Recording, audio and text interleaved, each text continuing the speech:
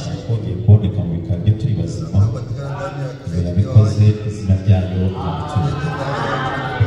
mwese tubakiriye ku meza y'ijambo ry'Uwiteka izina Yesu Kristo dushimiye Imana cyane nashukuru Mungu sana kubona abashyitsi batugendereye bona wageni bakifuza ko twasangirira hamwe wanatamani tuchangie pamoja chakula cha uzima kuko Bibiliya iri kuvuga iti kwa Biblia inasema eti umuntu ntatungwa n'imitsima gusa mtu haishi kwa mikate tu atungwa n'ijambo riva mu kanwa k'Uwiteka bali anaishi kwa neno linalotoka ndani ya kinywa Bwana ile urya umutsima nakula inyama nakula nyama ibirayi nakula birayi ibyo ukarenga ugapfa ariko abadijambo abo bonyine biba ibyo kurya bizatuma barabaho iteka ryose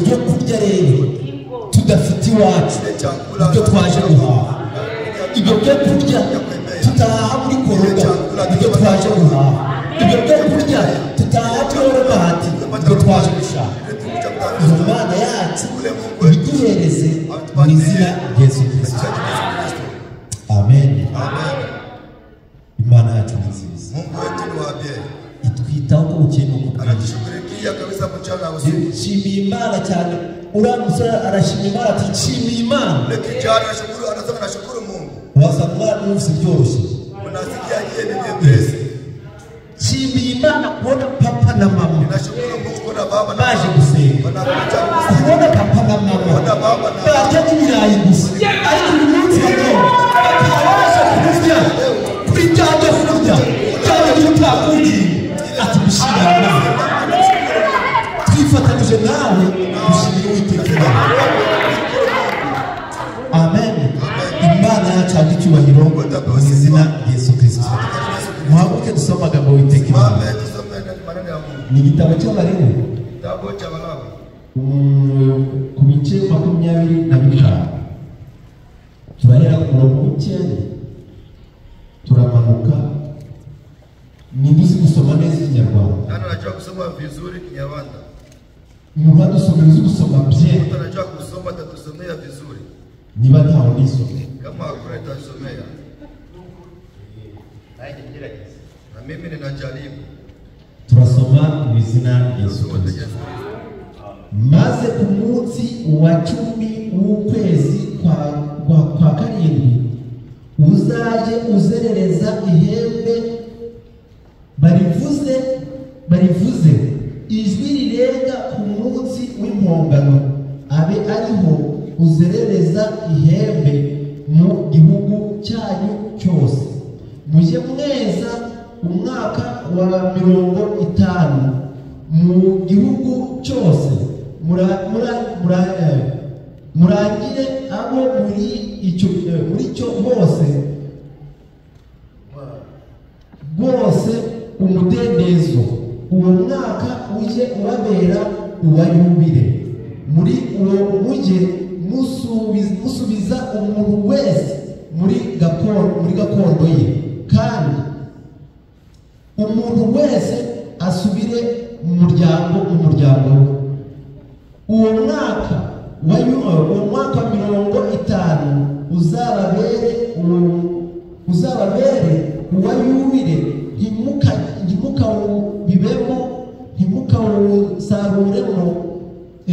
ntimukawusaruremo kimeza cyangwa imbuto z'imizabibu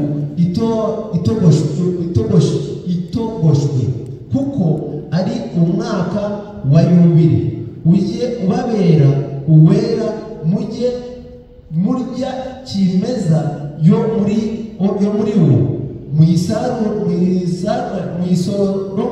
muyisoromye muri uwo mwaka wa yubile mujye musubiza umuntu wese muri gakondo ye kandi nugira icyo ugurisha mugenzi wawe cyangwa nugira icyo ugura kuri we ntimukariganyane dasubira mu rugo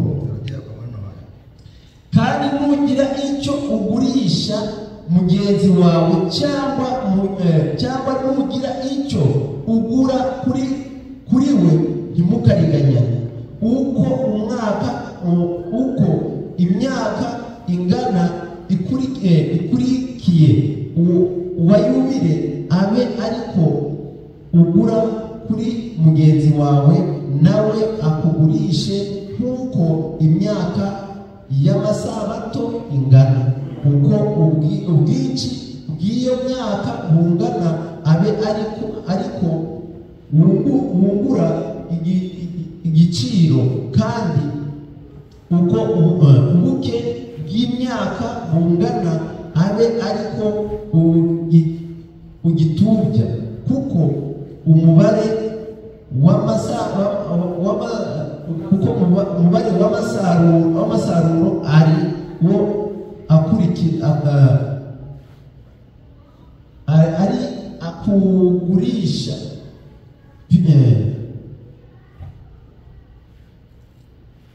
Ntimukariganyane, ahubwo mutinye Imana yanyu, kuko ndi Uwiteka Imana yanyu. Amen. Uwiteka Imana yacu ushobora byose, turagushimira muri cyo gitondo cyiza uduhaye no kutwemereye ko ijambo ryawe risomerwa mu matwi yacu, izina ryawe rihabwa icyubahiro. Emera no muri ijambo risomwe udukore ibyo kurya byacu by'uyu munsi, maze data buri wese wicaye ateze amatwi Uwiteka ko uvuze ati uvuga nabo bose basangire, nugendera abandi natwe kudusige, utwambike imbaraga, udusiga amavuta, twe kuva ku bwacu tuvuge ku bwawe, tube mikoro wowe wivugire, uze wibere ku murimo nk'uko usanzwe ubigenza, mu izina rya Yesu Kristo tubasha kwicara.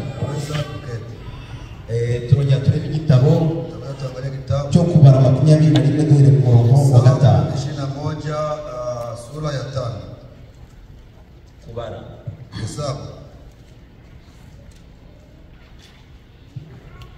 21 turasoma duhere ku murongo wa 5. soma kuanzia sura ya 5. Turasoma mu izina rya Yesu Kristo. Abantu bavuga Imana na Mose bati, mwadukuriye iki muri Egiputa mukatuzana gupfira mu butayu, ko ari nta mitsima tuhaboneye, akaba ari nta mazi, kandi tubihiwe n'iyi mitsima mibi. Uwiteka yohereza mu bantu inzoka z'ubusabwe butwika, zirabarya. Abantu benshi bo mu Bisirayeli barapfa. Abantu bo basanga Mose baramubwira bati, twakoze icyaha kuko twavuze Uwiteka nawe nabi. Saba Uwiteka adukuremo izi nzoka. Mose arabasabira. Uwiteka abwira Mose ati, cura inzoka isa n'izo uyimanike ku giti cy'ibendera, maze uwariwe n'inzoka wese nayireba arakira. Mose acura inzoka mu muringa ayimanika ku giti cy'ibendera. Uwo inzoka yariye yareba iyo nzoka y'umuringa agakira. Amen. Ibi Uwiteka Imana ahire ijambo ryayo mu izina ry'Umwami wacu Yesu Kristo. Tugarutse imbere Uwiteka Imana. Umunsi w'ejo twari hano, umwuka ari kutubwira ati, abo namenye kera, abo yamenye kera yarabatoranije, abo yatoranije arabahamagara, abo yahamagaye arabatsindishiriza, abo yatsindishirije abaha ubwiza. Ni ukuvuga ngo ni abo yamenye, abo yamenye kera. Ntabwo ari uyu munsi yabamenye, ntabwo ari ya kera uzakumenya, ari fera uzakumenya, ahubwo yakumenye isi itari yaremwa. Iyo ngiyo niyo yagutoranije, ntabwo ari ya kera wagutoranije, ntabwo ari ku mbuga wagutoranije, ntabwo ari wowe waguhamagaye. Yesu ni cyatumye abwira intumwa ze ati, ni jye wabitoranirije. Amen. Kuko kugutoranya ntacyo watanze ngo bagutoranye, kandi icyo wakoze kugira ngo uboneke mu batoranijwe, ahubwo iyamutoranije niyo yamuhisemo. Yamuhisemo atari ukubona imirimo myiza. Oya, byumve neza. Uwiteka Imana avuga ati nanze Esawu nkunze Yakobo bakiri mu nda za ba nyina, bakiri mu nda ya nyina, nta cyiza barakora, nta n'ikibi barakora, ariko bivuye kuki? Ku gutoranya k'Uwiteka Imana. Kuko Imana igutoranya ntacyo watanze, ntabwo ireba ku bwiza, Imana ntabwo ireba ku mazuru, Imana ntabwo ireba ku burebure, Imana ikirebaho ni ugutoranya kwayo.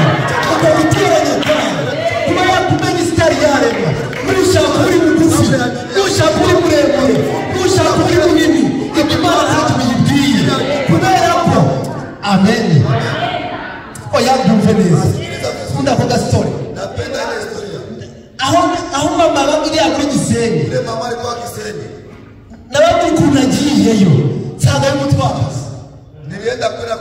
Igihe nteranye turi mu mutwakazi, ni njye ubwanjye wabwirije. Igihe dusohotse maze ndaza nza kumuha umukono kubera yari asuzuguye, kandi mu bisanzwe dusanzwe tubaye abatwa. Siko bimeze.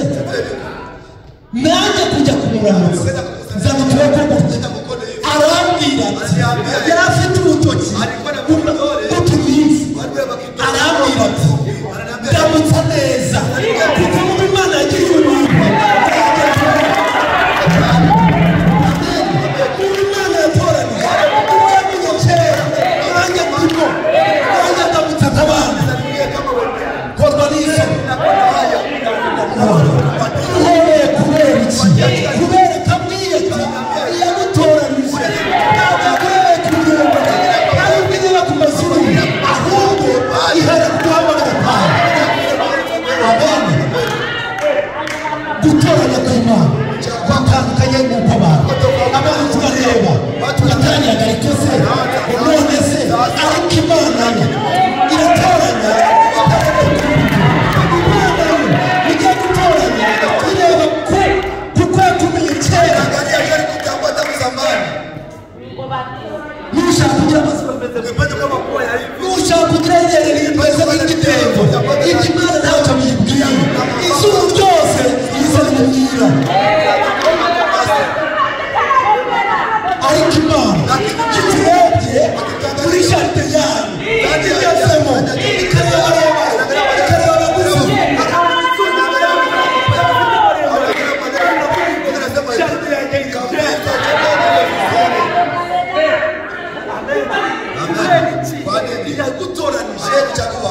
Yagutoranije ntacyo wayihaye.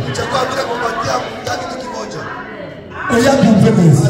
Imana iraza ibwira Petero iti nkurikira, isi urasigaye. Ko wasigaye mubona ashatse gutora we ntarimo, none se Imana irakiranirwa cyangwa se abantu bakugutoni? Oya, nakunze Yakobo nanga Esawu, nta na kimwe bari bakora. Imana iti Yeremiya we, nakumenye utarakusohora inda ya nyoko. Nubona ukibigenderamo ukabona uracyaterana, ukabona uracyakukuza, ntabwo ari ubuhanga ufite, ntabwo ari ukuzi kubyina cyane, ntabwo ari ukuzi kubwiriza cyane, ahubwo Uwiteka Imana umuha imbaraga. Amen. Imana yacu yahabwa icyubahiro mu izina rya Yesu Kristo. Imana ni nziza. Oya, byumve neza. Iyo yadutoranije, iyo yitoranya abafite amafaranga, ikavuga ati nzatoranya abazampa ruswa. Ba Bill Gates nibo bayiriye,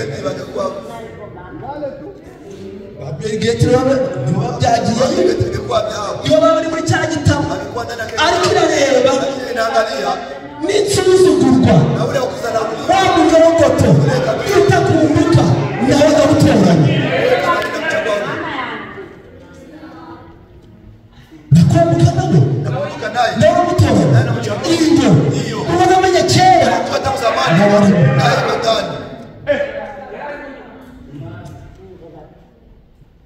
oya byumve neza. Sikiliza vizuri.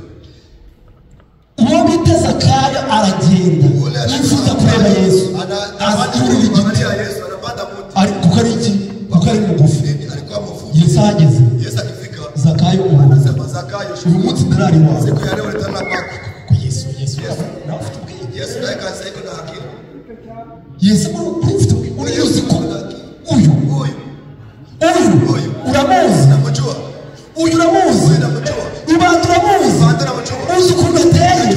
Uzi imico ye. Imico ye. Kubera iki? Abazima bakeneye muganga. Abo bakeneye muganga ni abarwayi. Ni wagonjwa. Abaramutse no kwa Zakayo. Zakayo mwene kageze iwe n'abati. Uwo nambuye wese namwishyura kane. Ubwo ngize amahirwe yo kumubona akaba ageze iwanjye nanjye. Amen. Imana yacu ntabwo icyubahiro mu izina rya Yesu Kristo. Uyu munsi tugiye kuganira ku ijambo ryo kuvuga ngo ijwi ribohora. Ijwi ribohora cyangwa se ijwi ry'impanda. Icyo gihe mu bihe bya kera Imana ibwira Abisirayeli, Mungu anawaambia Waisraeli, mujye mubara amasabato ariko ku myaka ya 50 mujye musareza hagati mu Isirayeli muvuga ku myaka ya 50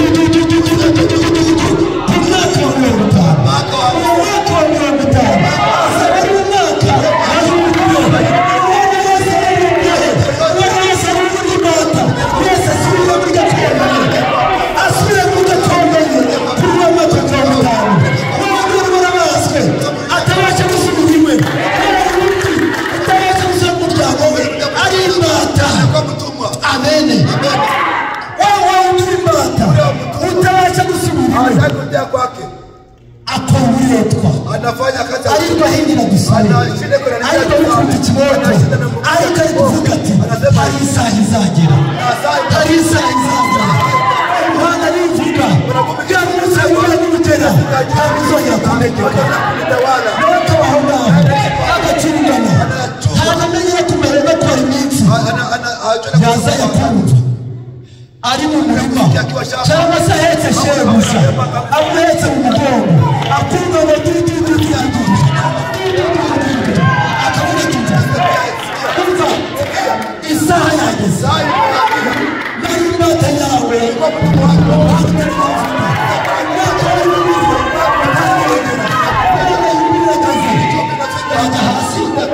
urajya hasi turi neza wanga hasi tubera ko umunsi wose kuri iyi saha abagiri imbata uko niko Yesu Kristo yazamutse Golgotha yemera kuranga yemera gukubitwa avuza ibihanga kugira ngo abari mu byaha bose abari basabye kugira ngo abayumve babamukire twese tubona umudendezo kuko amaraso Yesu Kristo ayo maraso niyo yaducunguye. Amen. Icyo jwi uwari wese wabyumva aho ari hose anakuwa yamuri kuduva yabyumva neza aho yabaga ari hose mahali popote yaba afite isuka yaba atuvana isuka jembe tere hasi kubera iki mbona umudendezo abana mbona umudendezo na muntu kubera iki ijwi riravuze. Amen. asikiliza kwa makini. Abisirayeli barazabwira Mose, Waisraeli kuja anambia Mose, umva Mose, sikiliza Mose, twarakoze icyaha tulifanya dhambi kubera ko twavuze Imana nawe sema Mungu na wewe none Imana duteje inzoka none turakwinginga sasa tunakusihi dusengera Imana tuombee kwa Mungu. Mose asaba Imana Mose amaze kuyisaba kisha muomba Imana yamubwira Mungu anamwambia turi inzoka amesema wewe tengeneza nyoka isa na zazi nafanya zile uyimanike kubera ko ibyabanje byose cyari ikimenyetso cy'izahabu cyari igishushanyo uvuga ngo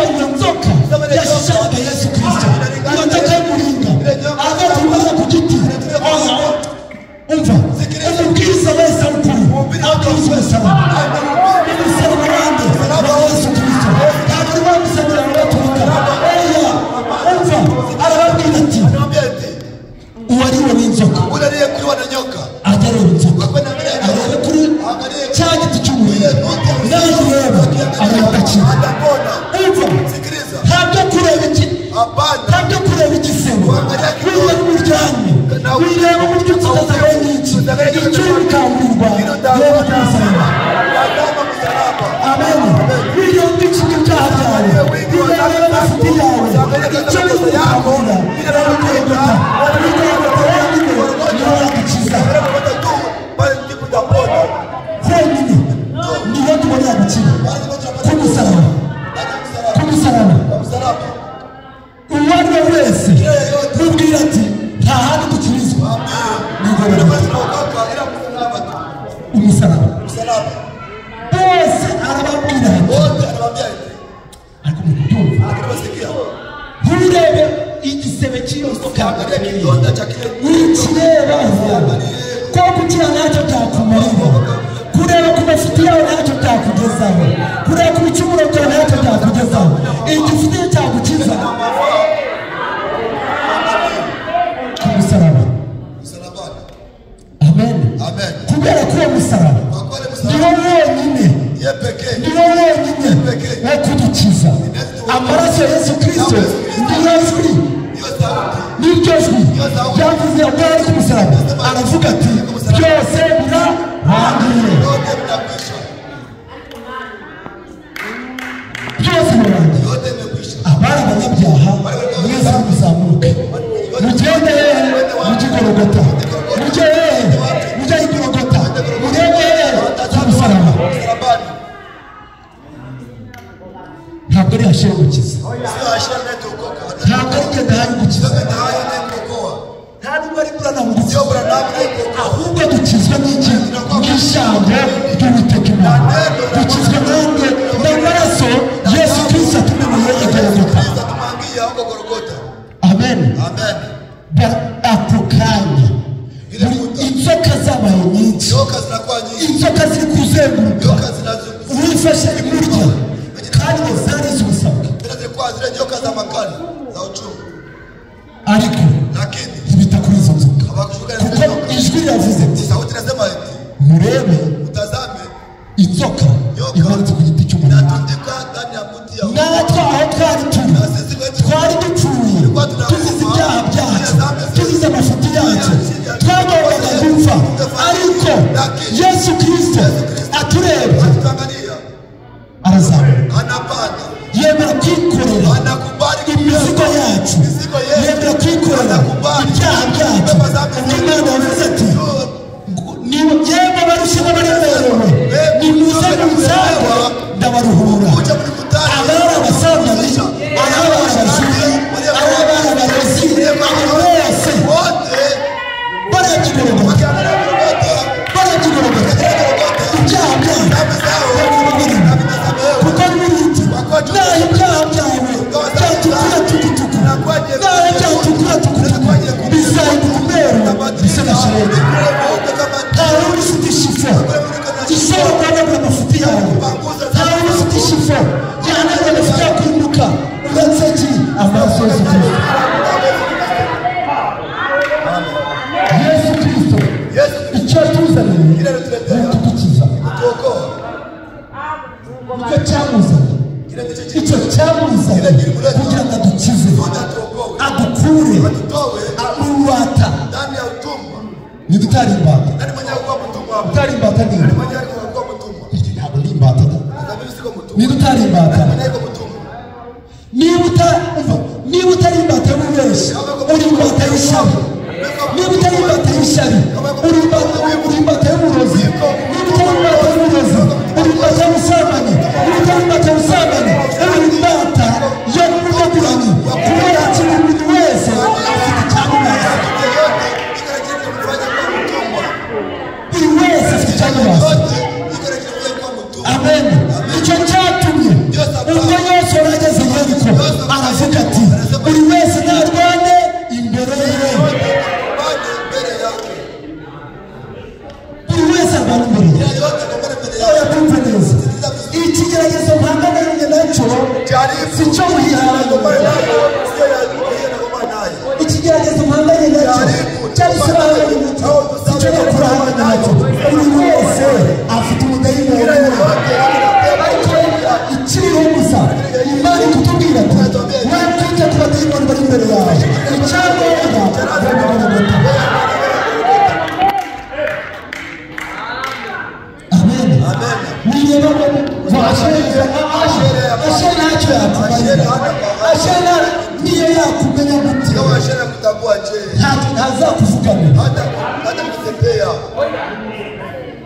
ashera yakuvuganira ariko kuri uwo munsi uzavuganirwa n'ibikorwa byawe matendo yako yateka gusindikiza matendo yako ibyo byonyine nibyo bizaguherekeza itonda disi mugihe narakoze disi baranankundaga mugihe gusura bashake nansura nashaka gusura inshuro igihumbi nashaka gusura buri munsi ariko ntacyo bizakugezaho icyifuzo cyakugezaho cyonyine gusa ni ugusurwa n'ijuru nusurwa n'ijuru cyonyine nibwo bifite inyungu icyo cyonyine nta kwitonda kwawe wakwitonda se warusha kandi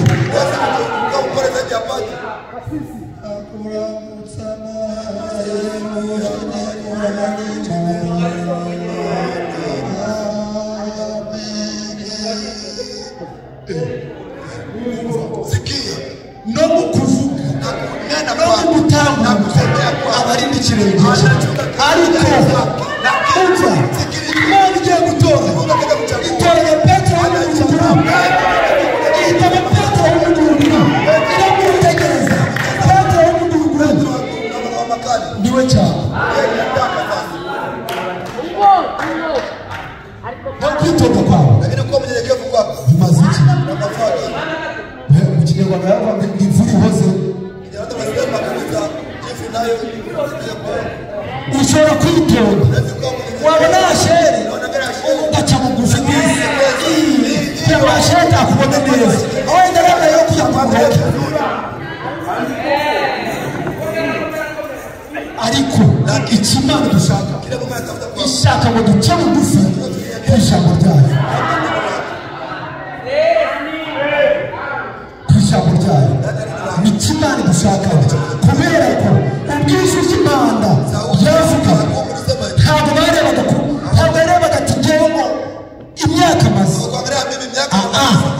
icyangombwa nari ntegerejejwe none ubwo rivuze ntabwo kumanza kunegosi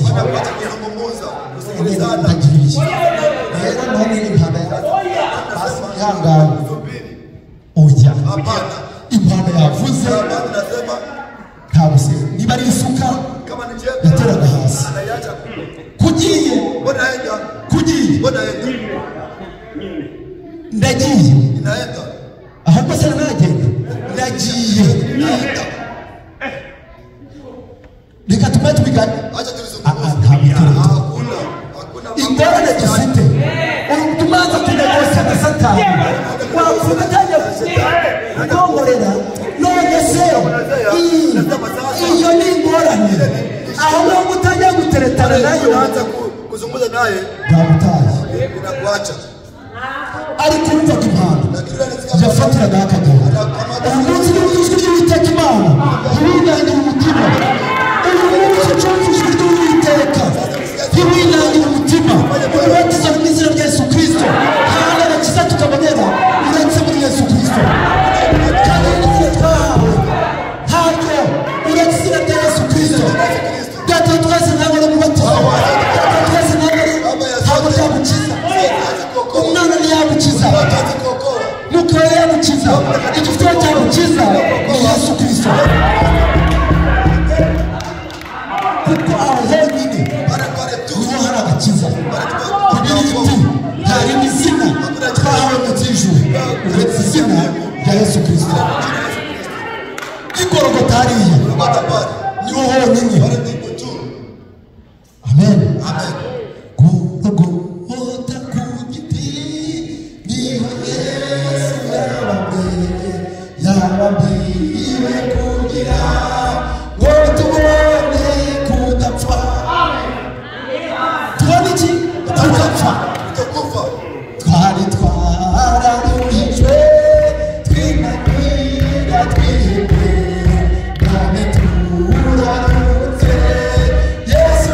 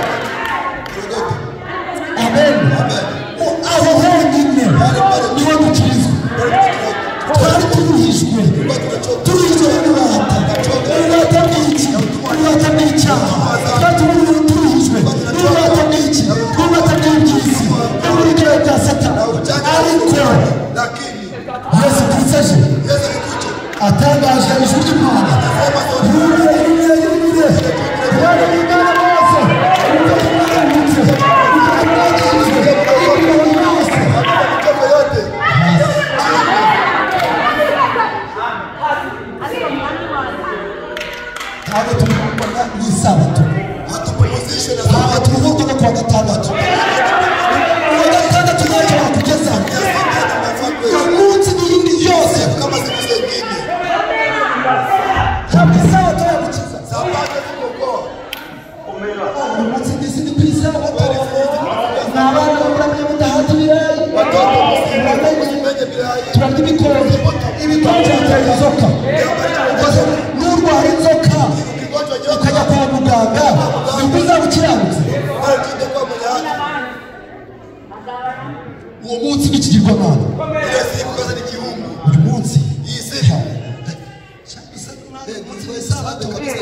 kandi barabazemo ku minsi itandatu ku munsi wa karindwi umunsi w'uwiteka imana iti iyo yose baruhura ntabwo waza kuvuga iby'ubwirinzi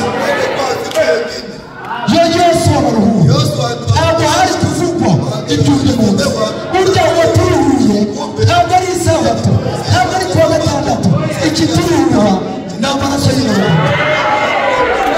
Yesu Kristo niwe karuhura wacu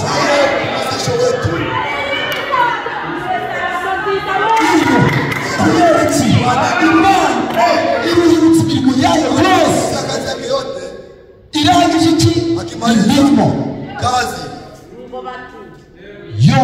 yote iraruhuka anapumzika Imana iricara ireba ibyo yaremye yitegereza ariko ishoje imirimo anamaliza kazi natwe nidusoza imirimo nidusoza imirimo tuzataha iwacu aho tuzaba nta kurira nta kuboroga nta maganya nta gucuca aho ngaho iwacu amen iwacu nitugerayo tuzaruhuka ariko uwo munsi wa yubile kandi kuri uwo munsi ntimukarenganyane usikwe wachacha indyarya usikwe wanafiki Imana ntabwo igeze ikunda Mungu apende mnafiki ntimukarenganyane usikwe wanafiki mujye gutinya Imana uwo munsi impanda yavuze dusabe wari uri imbata amazi meza ategera iwe ataha iwawe agataha iwe isambu ye bari barafatiye kamenya yarayifatiriye akaza atari umwana isambu yanjye wari imaze n'igihe isambu yanjye umunsi nongere kuyikandagira injye nawe kubera iki impanda yavuze natwe rero kuri uno munsi tugomba guhamya ya mizigo ya mitwaro yose mwari mwikoreranye iyo yose iyo mitwaro yose iyo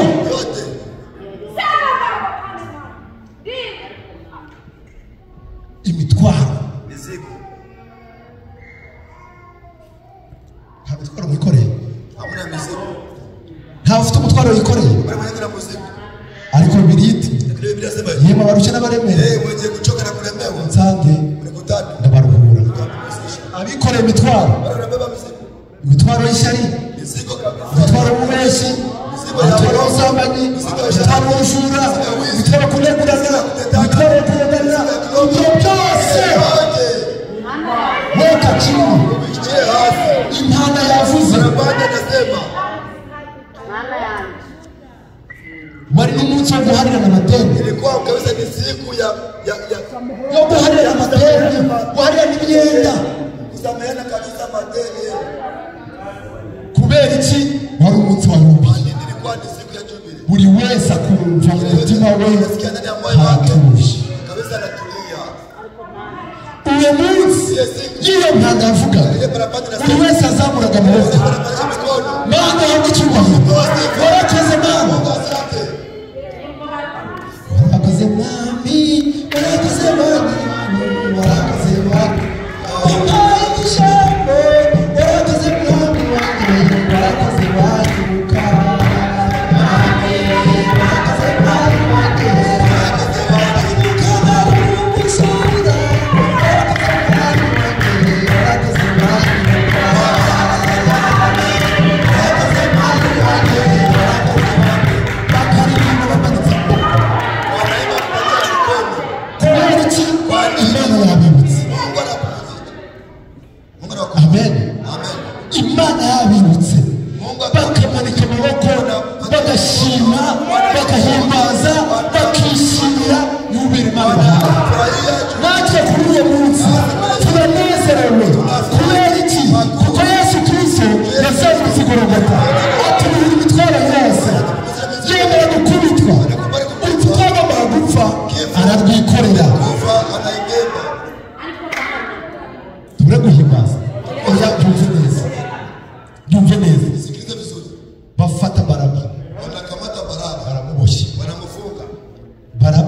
abagore ku ngufu. Baraba alikamata wake kwa anamubaka kabisa. Baraba wibye inka z'abandi. Baraba aliiba ng'ombe za mtu.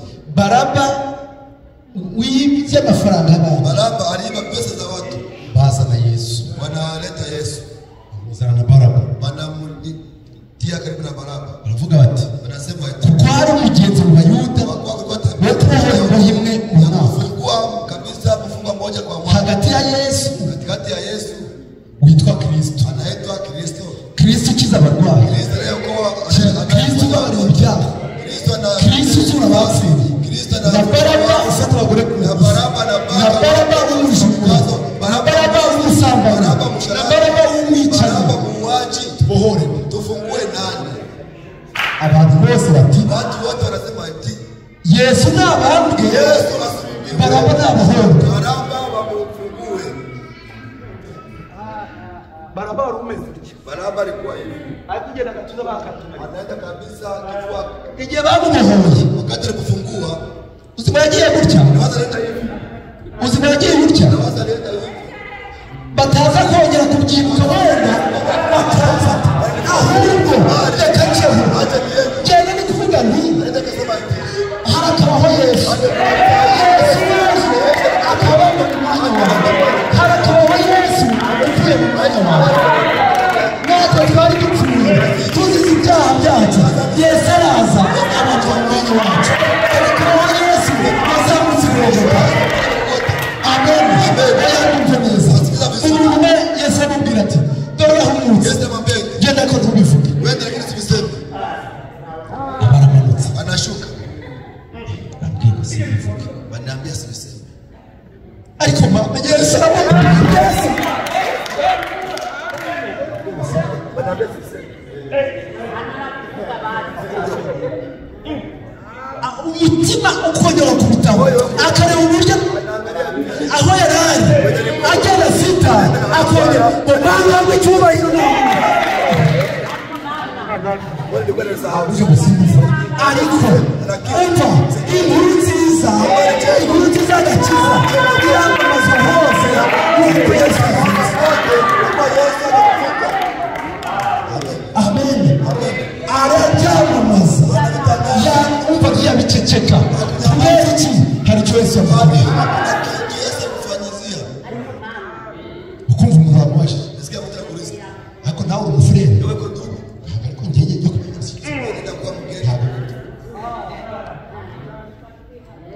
uri umufurere urumva we kujya wihaka n'uwo uri we umva Petero baramubaza ushaka kuba muri baba ntabwo mbamo kabisa mani njye ntabwo mbamo mani njye ntabwo mbazi kubera iki iyo ushaka kwihakana uri we ushaka kudutera umurayicodekana abana mani njyewe bariya mbabona kabisa mu kanya bageze hirya umva uri we ntabwo muzirisha niba uri umufurere aho uzanyura hose no mu mvugo yawe bizagaragara. Petero baraje nabwiye umugabo yari ari kumwe nawe ntamusize icyo mucamo ni impamvu y'Imana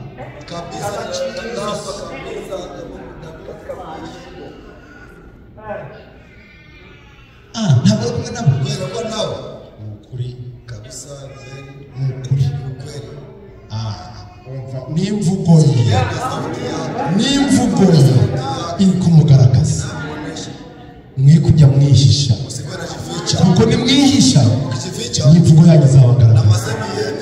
oya byumve neza Imana igumugisha data uravuye gusibitoke wowe Imana yagudaze Imana igumugisha umva yavuze ati nabyaye umwana wa mbere n'umufurere ariko numva ngiriya ariko numvise inyota bitewe n'iki umva ikizu cyaturagiwe mu nkoko kibayo kirya ibyo kurya by'inkoko ariko inkoko zahamagara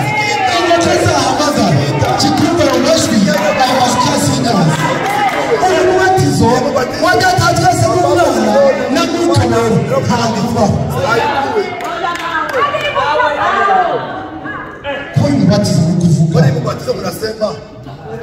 Ninde manyereka wenda uwabatizwe ananionyesha mtu mwenye alibatizwa ndani. nta n'umwe. Hakuna tabu moja. Mu bitabo 65 Sasa vitabu 56 bigize Bibiliya nta n'umwe hakuna tabu moja. uretse ko Yesu yabivuze. Bila Yesu alisema Mugende mubwiriza amahanga yose uwizera mubatize mu izina rya Data n'Umwana n'Umwuka wera.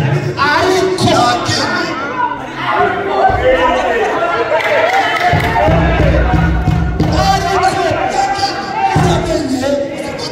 mutegereze mu rugo.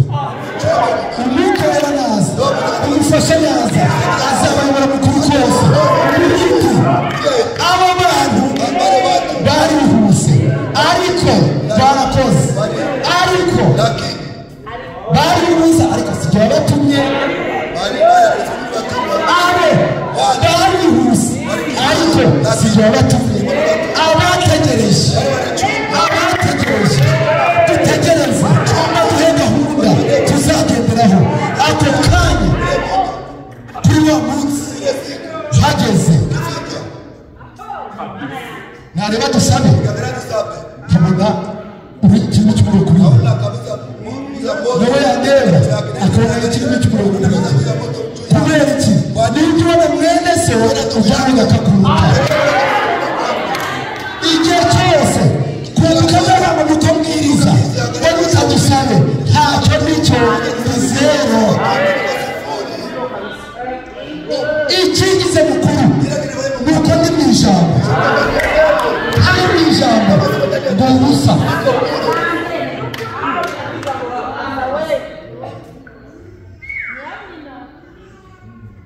njyewe ushaka njyewe wewe nani? Imana itaduhayeho gato, itaduhayeho gato bavuga iki? Ariko Imana ihabwa icyubahiro kubera ko yaduhaye abakozi. Yeremiya we nakumenye sitari yawe, ndagutoranya kugira ngo ugire umugaragu wawe. None bijya Yeremiya ati ko ntazi kuvuga, oya genda kuko nzagutuma. Ntabwo ari ab'imitima ikomeye, ni ab'imitima yoroshye. Abana b'Imana dukwiye guhora tworoshye.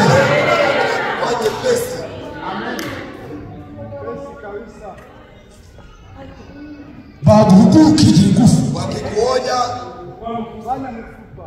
ukigira kagagara. wewe unakuwa kwenye mifupa mtu wa Jewe kikaza muzambo utaniona uzakuona siri, watakuona wewe uko nani. ntabwo yumva impanda. Hauyasikia Iyo tuba wigagaza nuko wumva impanda kubera ko ikizungu barakiziritse tai alifunga bagishyira hano kiboshye. wanaitia pale kifungwa Igihe bakirekuye wakati walimaliachilia gikomeza kumudara hahandi inaendelea kwa yuko kiziritse inasikiki kinafungwa cyumva ko kikiziritse inasikiki kinafungwa. Kwa nini? ko cyatinze umugozi Kwa chikawea n'utinda bwo kwikakaza kwawe ukabitindamo. Igihe cyose ijambo ritanzwe uzaba uvugaga, nasikia wewe ndio kinafungwa. ariko ijambo ry'Imana riravuga ati yumva ijwi ry'Uwiteka Imana ntibinagire umutima. Moyo mgumu. Ikimana dushaka Kile Mungu anataka kutumbira amaso gorogota. kutazama Golgotha. Nureba kumbuka Ukiangalia kumbuka ntacyo azakumarira. hata kufaria kitu. Nureba ashera Ukiangalia Ashera ntacyo azakugezaho. Igifite iyo kikugezaho basi ni ukureba inyuma. kutazama Golgotha. Ujye sinzagaruka no gusenga, Wewe sitorena kuomba, ntabwo munkunda. hamnipendi, Bagukunda kumarira. bakupendi sasa wakufaria kitu. Bazakujyana mu ijuru. Watakupeleka mbinguni. Baragukunda se Bakupendi nawe ubwe ibyiwe na byamunaniye. yeye vyake vinamushinda. Agukunda kugira ngo bimarire. Hakupendi kukufaria kitu. Bibiliya yavuze ati nimukundane, nimukundana bazanye kubura abigishwa banjye. Ariko ukundwa na Asheri Uwiteka Imana atankunze ntacyo byabara. Amen. Amen. Ijwi ry'impanda, Sauti ya barabara ese ijwi ribohora au sauti abari baboshwe bose abari baboshwe n'ibyaha, abari baboshwe n'iby'isi, mwese muririmbe kunesha. Icyazamuye Yesu Kristo kwari ukugira ngo adukure mu bubata bw'ibyaha. Amaraso ya Yesu Kristo niyo atweza, amaraso ya Yesu Kristo niyo atwuhagira, amaraso ya Yesu Kristo niyo adukiza. Amen. Imisoro ya Yesu Kristo twatumira dukira indwara zacu, twatumira tugakira ibyaha, twatumira tugakira indwara zacu. Nta kindi dukirizwamo uretse muri Yesu Kristo. Aho honyine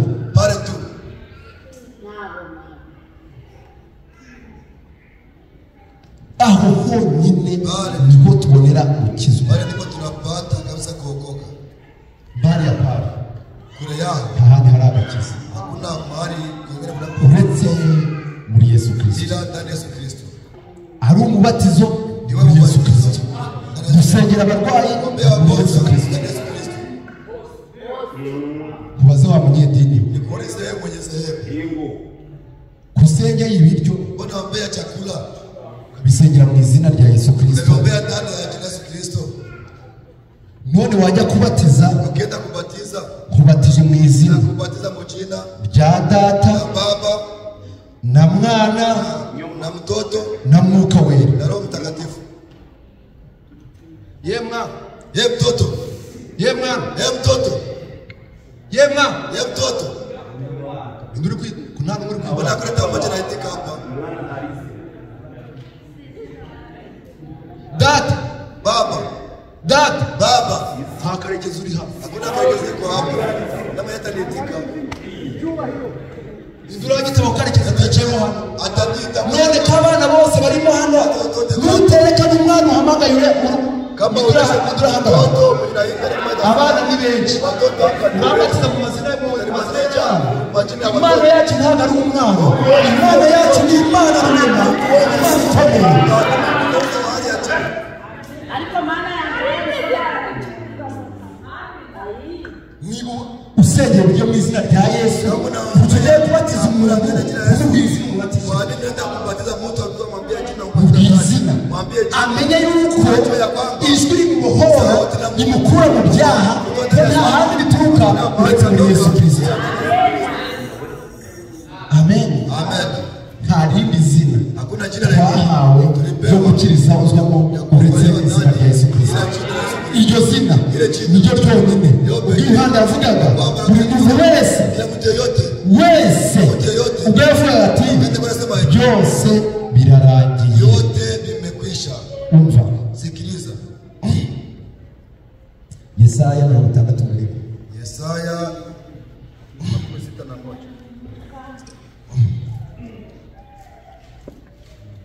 Yesaya 61 aravuze ati murongo wa mbere n'uwa kabiri aravuze ati umwuka w'Umwami Imana ari kuri njye kuko Uwiteka yansize amavuta ngo mbwire abagwaneza ubutumwa bwiza. Yantumye kuvura abafite imvune mu mitima no kumenyesha imbohe ko zibohowe no gukingurira abari mu nzu y'imbohe, kandi yantumye no kumenyesha abantu umwaka w'imbabazi Uwiteka, umwaka w'imbabazi w'Uwiteka n'umunsi Imana yacu izahoreramo inzigo. Kuko Uwiteka Imana nziza amavuta, menyesha imbohe ko zibohowe. Wanafungua. Ibaze nk'ubu ugiye hari hirya muri gereza. Jiulize ukienda pale gerezani. Hari hepfo. Kule chini. Bagukatiye burundu. Kabisa kufunga kabisa kanote. Ukabona baraje. Wanakuja. Barahamagaye. Anaita. Dusabe. Ja. Irakatiwe. Ariko munsi kubw'imbabazi za perezida. Ati baravuze ngo tugufungura. Umva, sikiliza. Ako kanya niyatambuka ntajya byemera, ajya oya imbabazi zatanzwe hari imbabazi zatanzwe Yesu Kristo akimara kuvuga ati birarangiye imbohe mwese murabohora unafunguliwa abari imbohe twese ubwishyu ryavugaga Imana ibidukwiye muri gereza gereza y'iki y'ibyaha umunsi w'imbabazi ijwi riratangazwa nk'uko imbohe zibohowe abafite imvune zo mu mitima ko zirangiye abafite imitwaro yose ko muyiruhuwe nta kindi cyaturuganye uretse amaraso ya Yesu Kristo. Amen. Imana idufashe. Mungu atusaidie. Ntiwibagirwe Golgotha. Usisahau Golgotha. Ukizwa n'amaraso ya Yesu Kristo. Ukolewa na damu ya Yesu Kristo. Ntabwo ukizwa no kumva byinshi. Ukolewa na kusikia. Ikigukiza ni ukumva ni ukumenya ko Yesu Kristo azamutse Golgotha. Kujua Yesu alipanda Golgotha. Amen. Amen. Ariko lakini ujye umenya ngo kunajua ubwiryo jwi ryavuze abari muri twese tubatowe wanatufungua Baraba umunsi bamubohoye Baraba wakati walimfungua yagiye yiruka alienda nakimbia Baraba kwirukansa Baraba anakimbia kwa nini oya nari ngiye gupfa naenda kukufa nubwo ndi ruharwa wakaza ndiko mwizi kukalote ntabwo nabona bangerera ijosi waziona wananikata shingo ariko Yesu lakini Yesu yafashe amafuti yakumbuka alikamata kabisa shida afata ibyaha byakumbuka afata ububi bwakumbuka arabwikora anabubeba urupfu nagomba gupfa apfa mu mwanya wawe haragahoraho Yesu Kristo wapfuye mu mwanya wawe Imana ahumugisha izabisa